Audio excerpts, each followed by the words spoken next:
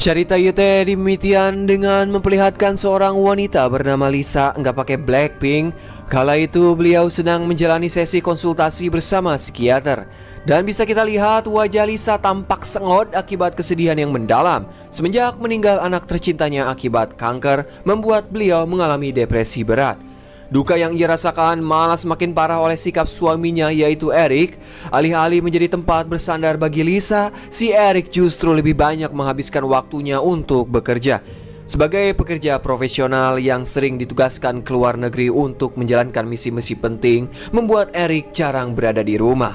Akibatnya, Lisa semakin merasa terisolasi dan kekurangan dukungan emosional yang sangat ia butuhkan. Comment vous voyez l'avenir, Lisa? Faut que je vous vois sourire. Akan tetapi sosok Lisa bukanlah wanita biasa. Sebelum memutuskan menjadi ibu rumah tangga, dulunya ia merupakan bagian dari pasukan khusus di negara Perancis, yaitu sebuah unit militer elit yang kerap menjalankan misi besar. Keahlian dan pengalamannya di dunia militer telah membentuknya menjadi sosok yang kuat dan penuh keberanian. Tetapi sejak kehilangan anaknya, membuat semangat dan tekad Lisa hancur seketika. Sedangkan Eric sendiri, ia bekerja sebagai anggota divisi operasional Bea Cukai. Tentu saja tugasnya menuntut banyak waktu dan seringkali membuatnya jauh dari keluarga. Bahkan kesibukan Eric harus membuat Lisa menghadapi kesepiannya seorang diri.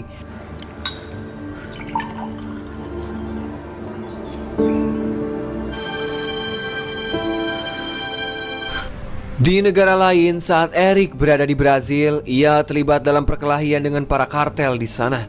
Namun sayang, dari misi tersebut, Eric harus gagal, di mana ia berhasil dijebak dan ditembak bertubi-tubi. Singkat cerita, beberapa waktu kemudian, di kantor Direktorat Nasional Intelijen dan Investigasi Bea Cukai Prancis, seorang wanita bernama Romy menerima kabar mengejutkan tentang kematian Eric. Tanpa banyak omon-omon, beliau pun langsung menemui Lisa untuk menyampaikan berita duka tersebut. Menurut informasi yang beredar, diduga Eric terlibat dalam jaringan perdagangan narkoboy yang kemudian memicu perselisihan di antara para pengedar. Akibatnya jenazah Eric harus tetap berada di Brazil hingga proses identifikasi selesai dilakukan. Mendengar kabar tersebut membuat Lisa semakin putus asa. Udah mah kehilangan anak, sekarang harus kehilangan suami tercinta. Dalam keputusasaan yang mendalam, ia pun berniat melakukan tindakan nekat, yaitu dengan cara menembak kepalanya sendiri. Akan tetapi Lisa tak sanggup melakukannya. Namun sebagai gantinya, Lisa menelan obat tidur dengan jumlah yang banyak, di mana obat itu milik mendiang suaminya.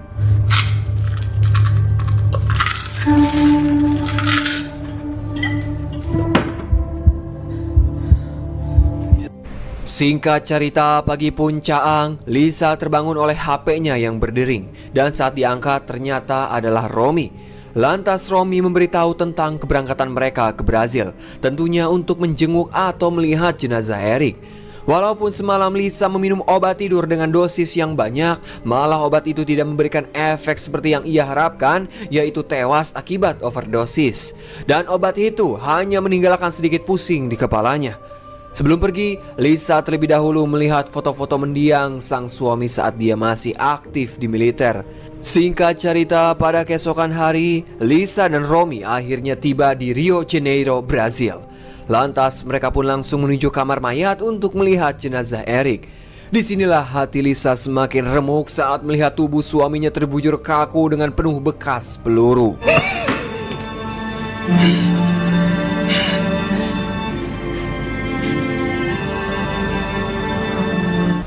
Kemudian saat kembali ke hotel, Lisa mengambil memori HP Eric dan langsung memeriksanya. Ternyata di dalam memori itu, ia menemukan rekaman wawancara dengan seseorang yang mengungkapkan bahwa perusahaan farmasi VDA terlibat dalam pemalsuan obat. Dari temuan ini membuat Lisa menyadari obat tidur yang sebelumnya ia konsumsi sebenarnya adalah produk palsu buatan VDA. Di sini juga Romy mengatakan bahwa Eric tidak memiliki tugas untuk menyelidiki kasus tersebut. Namun Lisa tetap merasa curiga karena ia telah menemukan obat tersebut dengan jumlah banyak di rumahnya. Selain itu, Lisa juga mendapati bahwa Eric sering menerima email dari seorang agen Interpol bernama Richard. Dan mungkin saja sosok Richard sudah mengawasi Eric selama ini. C'est peut-être celui qui l'a trahi.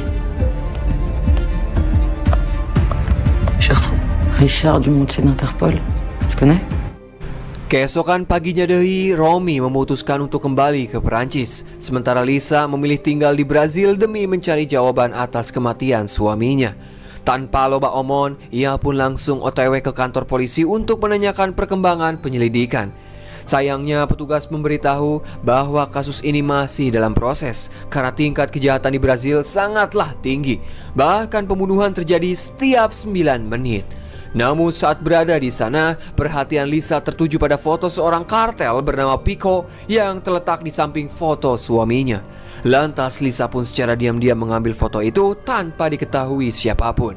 Vous savez, il y a un homicide tous les 9 pour les miracles. Ce n'est pas nous qu'il faut s'adresser.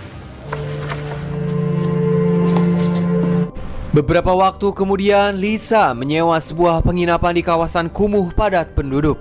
Dan dari jendela kamarnya, ia menyaksikan seorang pria sedang bertransaksi narkoboy dengan seorang pengedar bersenjata. Melihat kesempatan tersebut, Lisa langsung mendekati orang itu dan menyatakan keinginannya untuk membeli sebuah pistol. Tanpa loba omon, pria itu langsung membawanya ke sebuah tempat di mana Lisa diperkenalkan dengan seorang penjual senjata ilegal yang menyamar sebagai penjahit. Wanita yang mengelola bisnis itu kemudian memerintahkan anak buahnya untuk menunjukkan berbagai senjata yang mereka miliki. Namun saat Lisa memeriksa semua senjata itu dengan sangat lihai dan berpengalaman, si pemilik curiga bahwa Lisa adalah seorang polisi yang menyamar. Lantas para anak buah si pemilik langsung menyerang Lisa. Tapi beruntung dengan keahliannya bergelut, ia bisa mengalahkan mereka.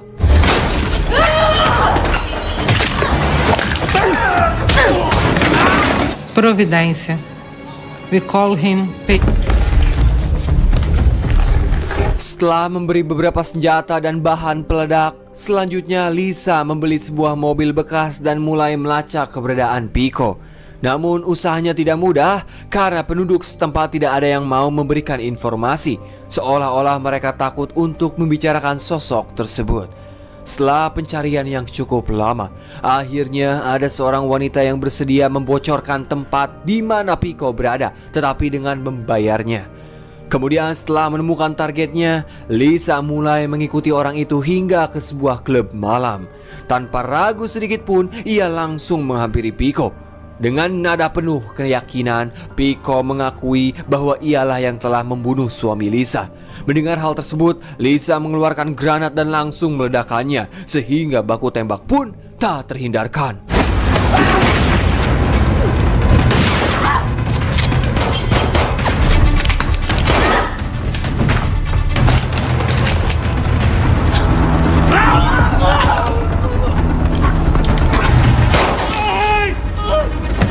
Dengan penuh kemarahan untuk membalas dendam, Lisa menghabisi satu persatu anak buah Pico hingga menyisakan dia seorang diri.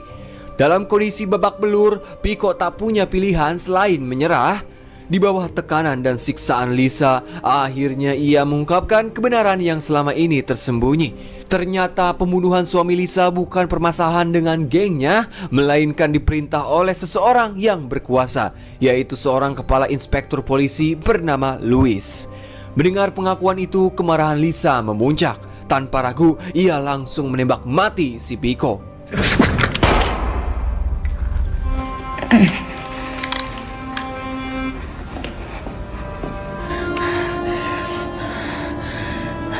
Keesokan harinya, kepala inspektur polisi yaitu Luis menerima telepon atas nama Pico. Dengan terburu-buru, ia keluar dari kantornya untuk menjawab panggilan tersebut. Namun tanpa ia sadari, penelpon sebenarnya adalah Lisa yang sengaja menelpon untuk melihat wajah Luis dan di mana ia tinggal. Pada hari selanjutnya, saat Luis melangkah keluar dari apartemen, seorang anak kecil tiba-tiba melemparkan kotoran ke bajunya. Luis yang tersulut emosinya, ia langsung mengajar anak bangor itu. Namun tanpa ia sadari, itu hanyalah jebakan. Sesampainya Luis di sebuah basement, dua teman anak kecil itu langsung mengurungnya di sana. Tak hanya itu, ternyata seluruh ruangan di basement sudah disiram bensin. Tak berselang lama, Lisa muncul dari lantai atas dan mulai menginterogasi Luis tentang kematian suaminya. Karena terpojok, Louis pun akhirnya mengakui bahwa ia telah menjebak Eric dengan menaruh narkoboy dan uang pada kamarnya, sehingga kematian Eric seolah-olah terlibat dalam perdagangan narkoboy. Louis memohon agar kasus ini tidak diselidiki lebih lanjut dan mengungkapkan bahwa ia menerima bayaran dari seorang pria bernama Arturo Pereira, di mana dia merupakan pemilik sebuah perusahaan keamanan swasta. Setelah mendapatkan informasi yang ia inginkan, Lisa pun meminta HP milik Louis. Dan tanpa belas kasih, Lisa langsung membunuh Louis dengan membakarnya hidup-hidup.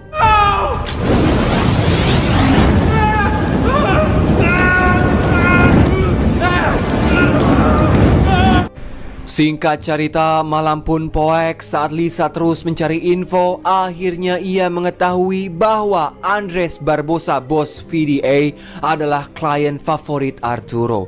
Menyadari hal ini, ia segera menghubungi Arturo untuk mengatur pertemuan.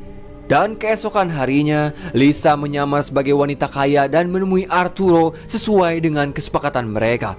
Di hadapan Arturo, ia mengaku ingin menyewa jasa keamanan untuk melindungi putrinya yang akan bersekolah di negara tersebut.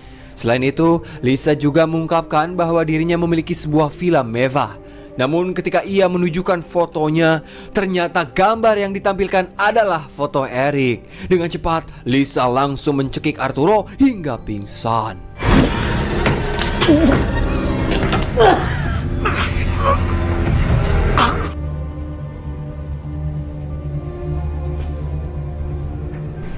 Saat tersadar, terlihat Arturo sudah terikat di kursi dengan kail pancing yang tertanam tenggorokannya. Pada ujung kail itu terhubung ke sebuah ril yang dipasang pada gagang pintu.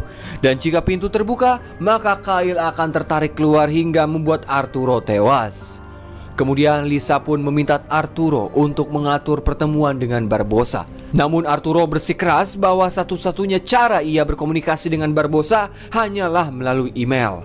Meski begitu, ia tetap memberikan informasi karena tugasnya adalah melindungi Junior, putra dari Barbosa. Sebagai bukti, Arturo menyerahkan sebuah iPad yang berisi lokasi keberadaan Junior. Lantas Lisa pun mengambil iPad itu dan segera keluar meninggalkan Arturo yang masih terikat. Tak lama setelahnya, para penjaga mencoba mengecek sang bos. Tetapi mereka mendapati pintu terkunci. Tanpa pikir panjang, mereka langsung mendobrak pintu itu tanpa tahu apa yang selanjutnya terjadi.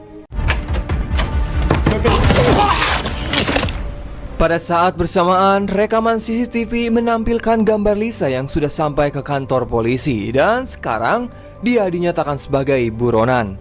Sementara di tempat lain, terlihat Lisa mengamati Junior yang tengah dikawal oleh seorang pengawal. Dan saat pengawal itu kembali, Lisa langsung menodongkan pistol ke arahnya dan memaksanya masuk ke dalam mobil. Awalnya Lisa berniat menghabisi nyawa beliau, tetapi niatnya berubah ketika melihat anak kecil yang bersama pria itu, di mana anak tersebut merupakan putranya yang sedang sakit. Kemudian pengawal itu mengaku bahwa ia merasa terhina bekerja untuk bosnya yang penuh dosa, tetapi ia tak punya pilihan lain demi menafkahi keluarganya. Kemudian Lisa pun menyuruh pria itu untuk mengeluarkan sang anak dari mobil. Kemudian si pengawal pun menyerahkan kartu namanya pada Lisa dan menawarkan bantuan untuk menjatuhkan Barbosa. Tetapi demi menjaga keselamatan dirinya beserta keluarga, si pengawal meminta Lisa untuk menembak di perutnya.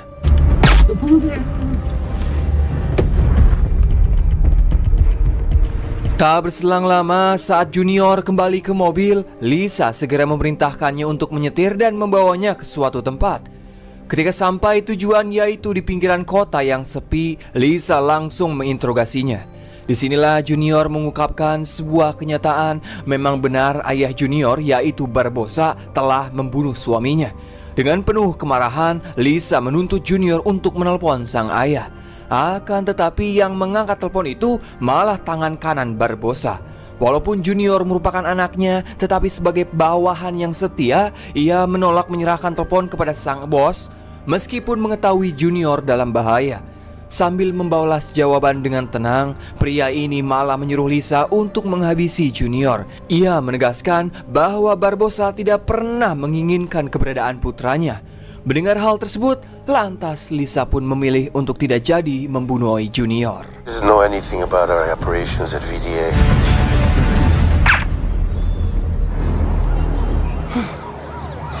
Karena tidak jadi dibunuh, lantas Junior pun mengungkapkan bahwa VDA sebenarnya memproduksi obat-obatan palsu.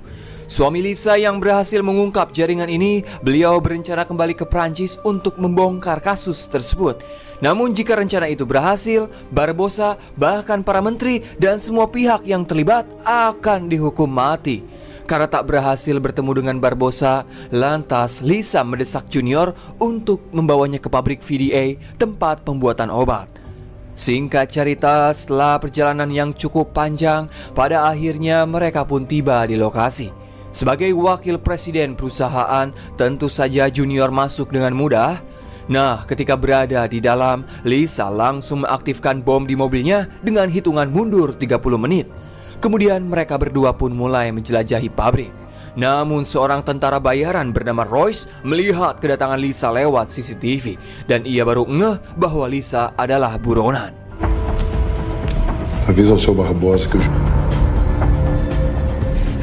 Kemudian saat mereka di dalam pabrik, Junior menjelaskan bahwa VDA menyalin nomor seri asli obat-obatan, sehingga produk palsu mereka memiliki nomor yang sama dengan obat yang diproduksi oleh perusahaan lain.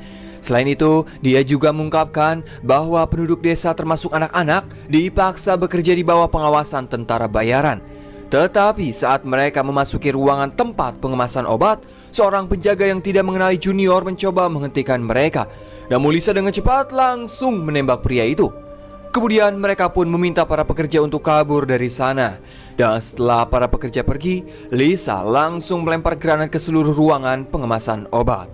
Namun sayang, lokasi mereka diketahui para tentara bayaran hingga terjadilah tembakan.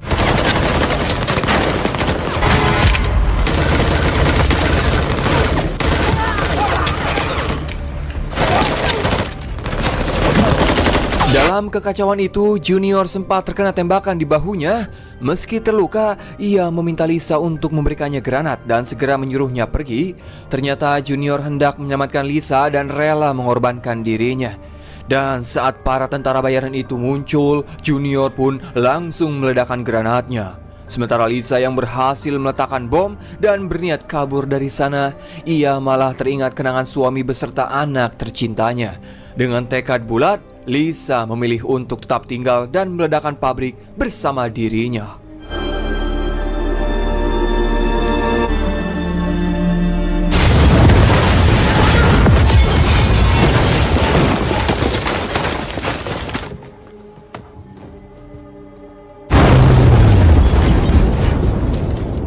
Beberapa waktu kemudian terlihat penduduk desa berhasil menemukan Lisa dalam keadaan pingsan.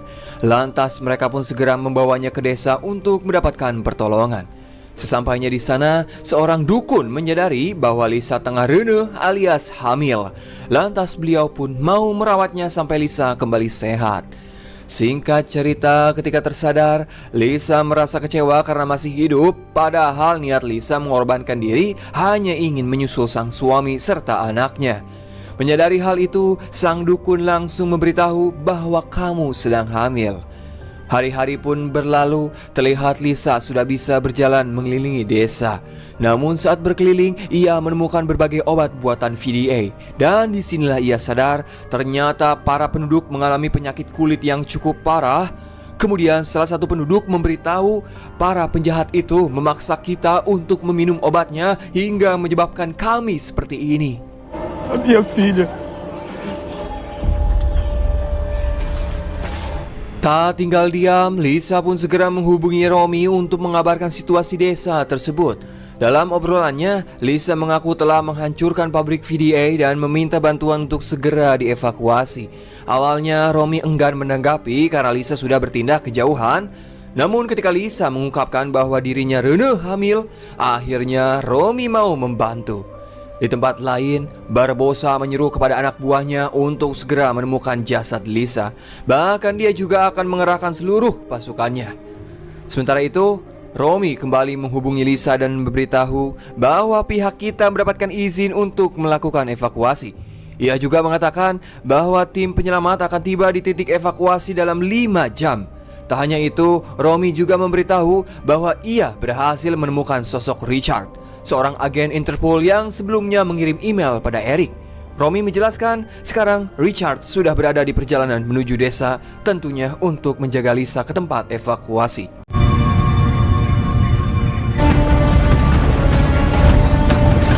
Di sisi lain, terlihat pasukan Barbosa dalam perjalanan menuju desa. Tapi beruntung, Richard berhasil datang lebih awal dan segera meminta Lisa untuk pergi dari sana. Sebelum berangkat, Lisa berpamitan dengan Martha dan putrinya, di mana mereka lah yang telah merawat Lisa hingga cager alias sehat. Namun setelah Lisa dan Richard meninggalkan desa, tibalah anak buah Barbosa dan langsung mengumpulkan para penduduk. Royce menjelaskan bahwa aku memiliki bukti rekaman CCTV yang menunjukkan Martha telah membawa Lisa ke sini. Melihat situasi itu, seorang penduduk malah berkhianat untuk memisahkan Martha dari anaknya. Ya, karena takut putrinya ditembak mati, terpaksa Martha pun memberitahukan kemana Lisa pergi. Já que falo com ela.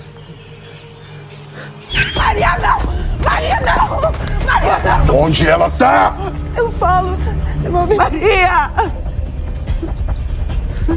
Beberapa jam kemudian, Lisa dan Richard akhirnya mencapai titik evakuasi. Namun mereka dihadang oleh seorang sniper yang langsung menembak ke arah mobil mereka. Dan saat baku tembak berlangsung, helikopter evakuasi tiba dan tim penyelamat segera bergerak. Hingga pada akhirnya mereka pun berhasil menyingkirkan sniper tersebut. Zone dégagée. On approche.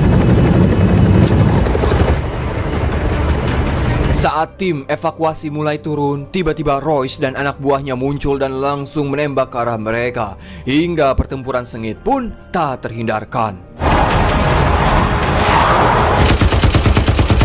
Allez, sautez!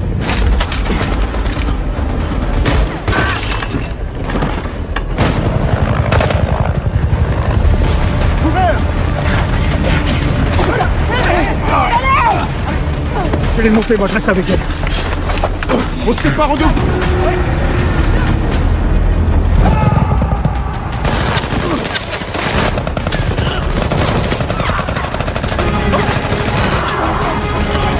Di saat para tim penyelamat serta pasukan Barbosa saling baku tembak, secara diam-diam Royce berhasil menyelinap dari belakang. Akibatnya Richard harus tewas tertembak di kepalanya. Kemudian Royce mengajak Lisa untuk berduel 1 lawan 1.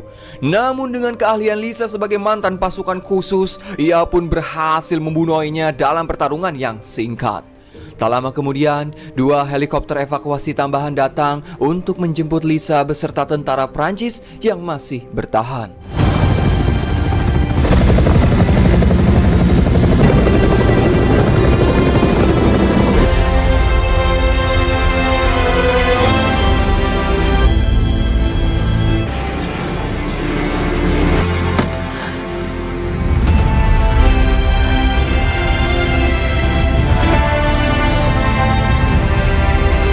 Beberapa hari setelah kejadian itu, terlihat Barbosa berniat kabur dari negaranya. Namun sebelum pergi, ia menyaksikan berita tentang surat perintah penangkapan internasional untuk dirinya. Kemudian salah satu pengawalnya langsung mengganti saluran TV ke video call. Nah, di saat bersamaan, pengawal yang sebelumnya mau membantu Lisa muncul. Dan tiba-tiba wajah Lisa muncul di layar TV. Dengan sorot mata penuh dendam, Lisa menyampaikan pesan langsung kepada Barbosa. Ia bersumpah akan membalaskan kematian suaminya serta para tentara yang telah gugur. Tetapi Barbosa hanya tersenyum dan menganggap bahwa ancaman itu tidak berarti baginya. Namun tiba-tiba Je suis...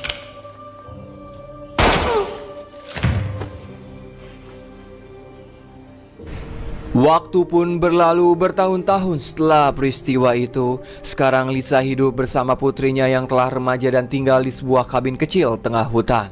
Saat itu, sang putri menemukan kotak yang berisikan foto-foto ayahnya dulu.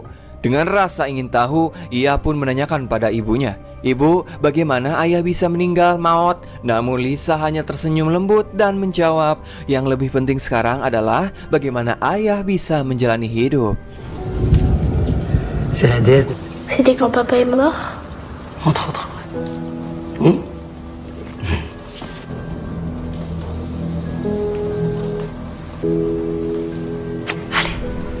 film pun anggesan.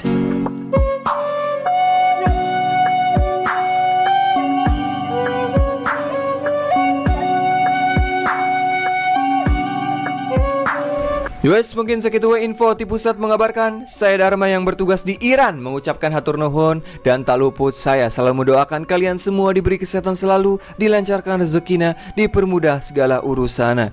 Silakan Bapak Hansip, the one and only closingan. Wassalamualaikum bro. Atas nama ya.